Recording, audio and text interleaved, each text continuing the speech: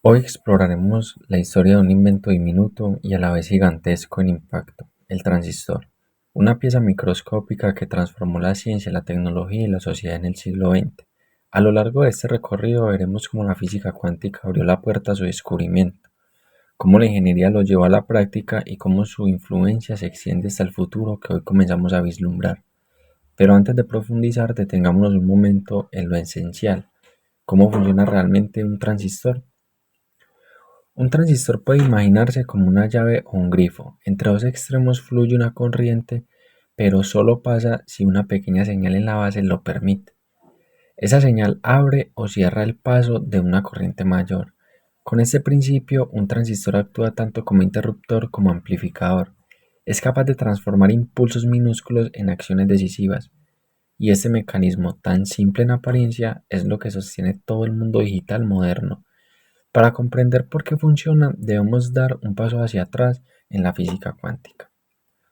La física clásica describe con precisión el mundo visible, proyectiles, vehículos, planetas.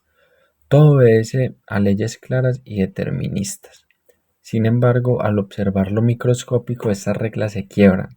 Los electrones se comportan como partículas y ondas simultáneamente, y no tienen posiciones exactas, sino probabilidades. Esta nueva visión de la física cuántica nos permitió manipular el movimiento de los electrones y diseñar materiales con propiedades controladas, y uno de los primeros en abrir ese camino fue Albert Einstein. Aunque la relatividad lo hizo célebre, Einstein obtuvo el Premio Nobel de Física en 1921 por su explicación del efecto fotoeléctrico. Mostró que la luz está compuesta de fotones y que al incidir sobre un metal liberan electrones.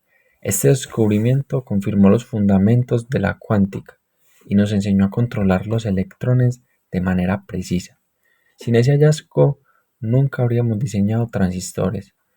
Ahora bien, para convertir la teoría en práctica se necesita un material excepcional, el silicio.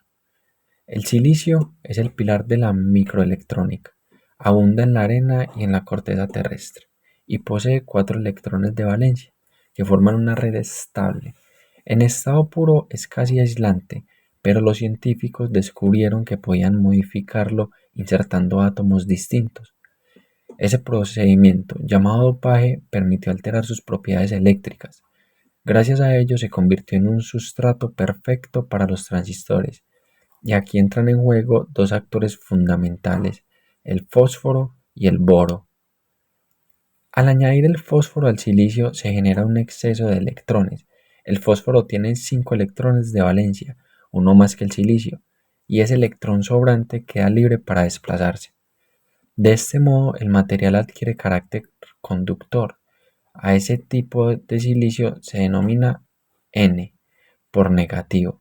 El dopaje con fósforo fue el primer paso para crear regiones con carga controlada dentro del cristal, pero hacía falta un complemento, un elemento que aportara la carga contraria, el boro. El boro con 3 electrones de valencia introduce vacíos en la red de silicio, generando lo que se conoce como huecos. Estos huecos se comportan como cargas positivas móviles. El material resultante recibe el nombre de tipo P por positivo. Al combinar regiones de silicio tipo N con tipo P, se construyen uniones que permiten controlar el flujo de electrones. Estas uniones P-N son la base de los transistores y de las puertas lógicas que constituyen el alfabeto binario de la era digital. Un transistor NPN posee 3 terminales: emisor, base y colector. La corriente entre emisor y colector solo fluye cuando un pequeño voltaje en la base la habilita. Así, con una mínima señal controlamos una corriente mucho mayor. Esta propiedad convierte al transistor en un interruptor programable. Con millones de estos organizados en puertas lógicas, es posible realizar operaciones binarias, ceros y unos, encendido y apagado. Este principio abrió la puerta a la invención del primer transistor. El 23 de diciembre de 1947, en los laboratorios Bell, John Barden, Walter Brattain y William Shockley lograron fabricar el primer transistor operativo. Su aspecto era rudimentario, pero representaba una revolución. Controlaba la corriente sin necesidad de tubos de vacío. Aquella demostración inauguró la era de la electrónica moderna. En 1956 los tres recibieron el Premio Nobel de Física en reconocimiento a un invento que cambiaría la historia. El paso siguiente fue integrar muchos de ellos en un solo chip. La inteligencia de miles de transistores en una sola pieza de silicio dio lugar a los microchips. Estos se fabrican en delgadas obleas circulares donde se imprimen patrones microscópicos que vistos al microscopio recuerdan ciudades en miniatura, con calles y edificios por los que circula la corriente.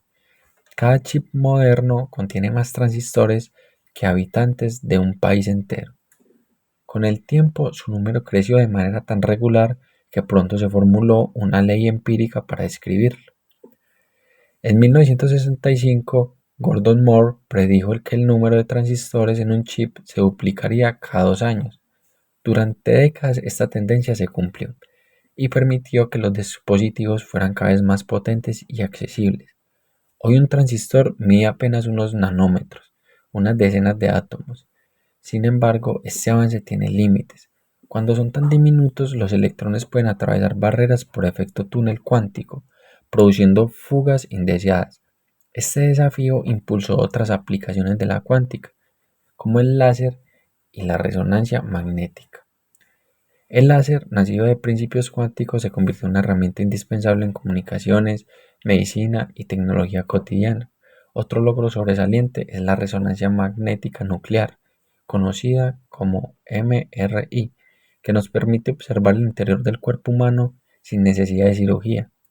Estos avances muestran cómo la física cuántica, inicialmente abstracta, se tradujo en soluciones prácticas para la vida diaria. Hoy, en pleno siglo XXI, nos encaminamos hacia la siguiente gran frontera, la computación cuántica. Y es que la computación cuántica promete superar las limitaciones de los transistores convencionales. Sus unidades básicas, los qubits, pueden representar simultáneamente el 0 y el 1, gracias a la superposición, y compartir información de forma instantánea mediante el entrelazamiento. Esto permite resolver problemas de una complejidad inalcanzable para los ordenadores actuales. Y entre las ideas que inspiran este desarrollo encontramos el legado de un físico enigmático cuyo nombre resuena con fuerza, Ettore Majorana. Ettore fue un físico italiano brillante en 1938. Desapareció en circunstancias misteriosas, pero propuso la existencia de partículas hoy conocidas como fermiones de Majorana, que podrían ser la clave para crear qubits estables y resistentes a errores. Su nombre ha quedado ligado a múltiples proyectos de computación cuántica, como homenaje a su genialidad adelantada a su tiempo. Majorana representa la unión entre misterio y conocimiento, recordándonos que la ciencia no solo explica, también inspira y desafía. Como conclusión, del efecto fotoeléctrico de Einstein al silicio, del primer transistor a los microchips y de ahí a la computación cuántica. Este es el relato de cómo la ciencia se convirtió en tecnología y transformó nuestra sociedad. El transistor no solo dio origen a los dispositivos que hoy nos rodean, también abrió la posibilidad de imaginar futuros inéditos. Como decía Einstein, la imaginación es más importante que el conocimiento. Y es esa imaginación, nutrida por la física cuántica, lo que seguirá construyendo el mañana.